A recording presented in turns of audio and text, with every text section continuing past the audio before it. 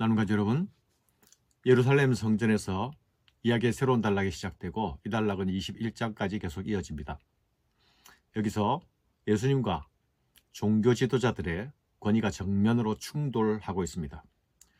누구의 권위가 참된 권위인가에 대한 논쟁이 벌어지게 되죠. 예수님과 유대 종교 지도자 사이의 갈등이 아주 첨예하고 날카롭게 대립되고 있습니다.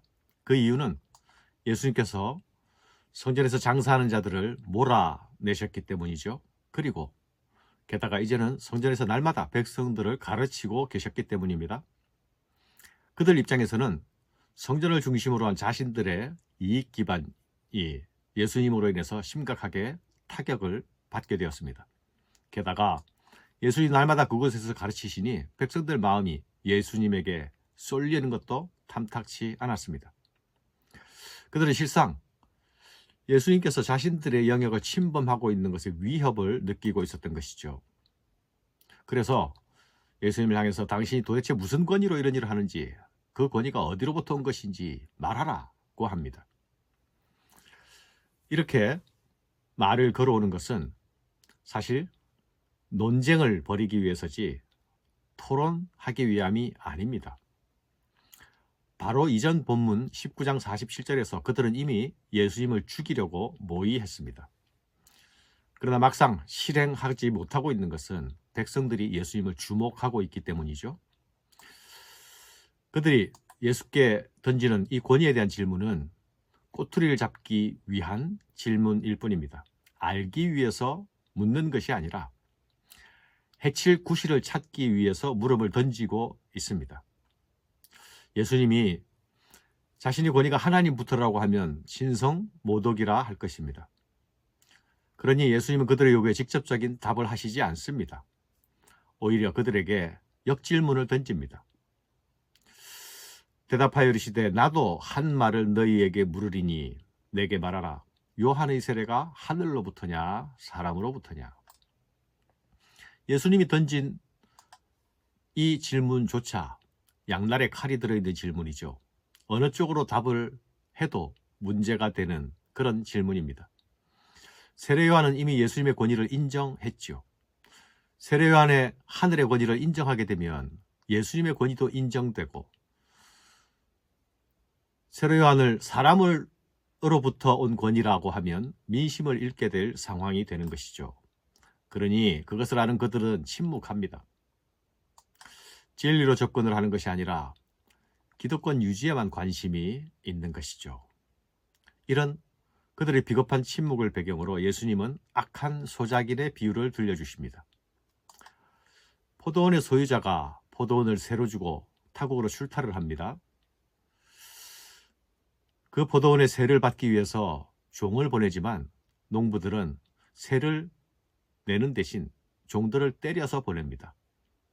다른 종을 보내도 또 때려서 보냅니다. 다시 보내도 또 그렇게 합니다. 포도원 주인은 고민하다가 이제 사랑하는 아들을 보내죠.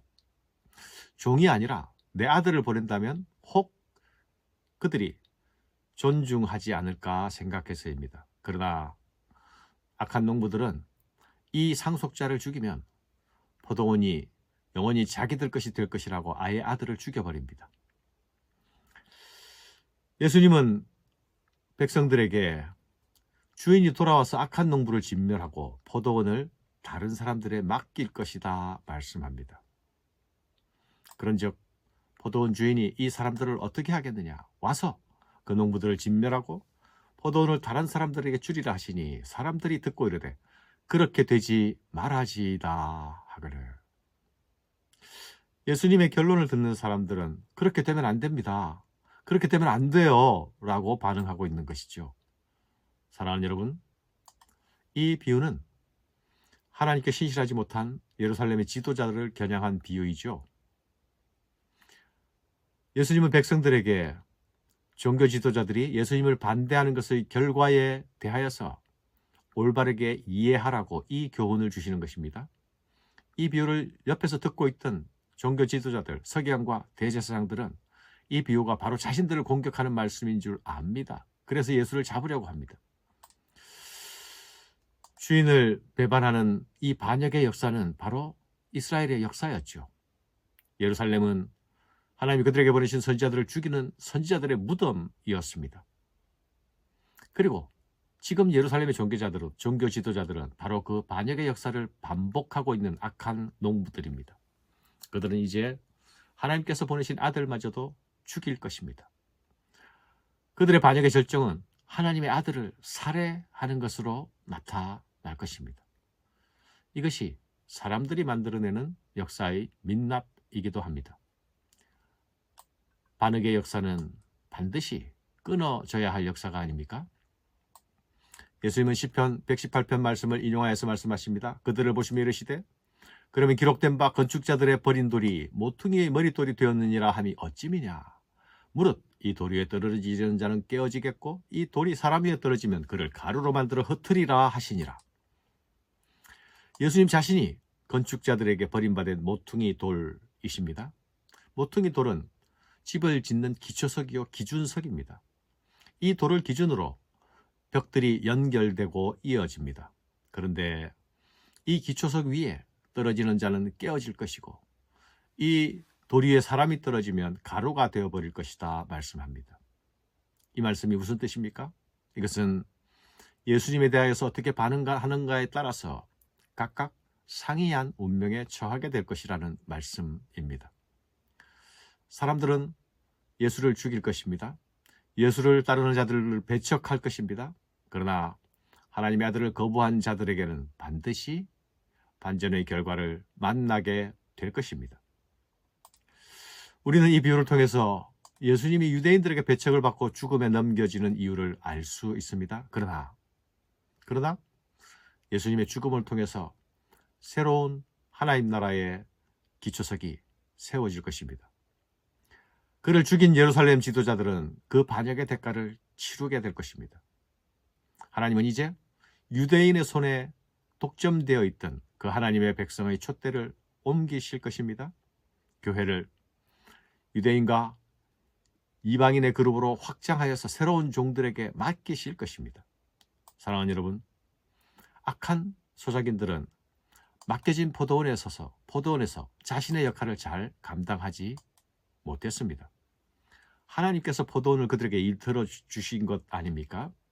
그러나 그들은 포도원을 자신들의 소유로 삼으려는 악함을 보였지요. 그 악함이 보내신 아들을 죽이는 자리까지 이르게 됩니다. 아들을 의지하면 구원의 반석이 되지만 아들을 거절하면 심판에 이르는 걸림돌이 될 것입니다. 주님의 것을 내 것이라 주장하는 그 전도, 그 뒤집힘이 일어날 때에 반역은 시작됩니다. 사랑하는 여러분, 우리는 모두 주께서 주신 정직의 소명을 받은 자들이죠. 소명 주신 이의 뜻대로 내일터 내 삶의 자리에서 잘 섬겨야 합니다. 신실한 포도원지기의 사명을 두렵고 떨림으로 이루어가는 자, 그가 바로 구원받은 자의 모습임을 기억해야 하겠습니다. 감사합니다.